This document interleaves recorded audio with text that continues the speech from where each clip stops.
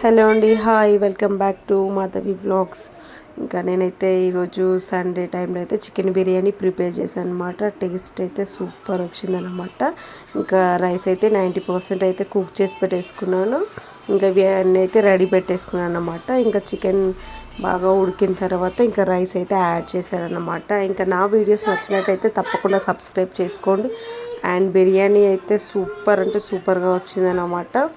And video కంటిన్యూగా చూస్తూ ఉండండి, స్కిప్ చేయండి. అండ్ నచ్చినట్టయితే సబ్స్క్రైబ్ చేయండి, లైక్ మాత్రం తప్పనిసరిగా చేయండి.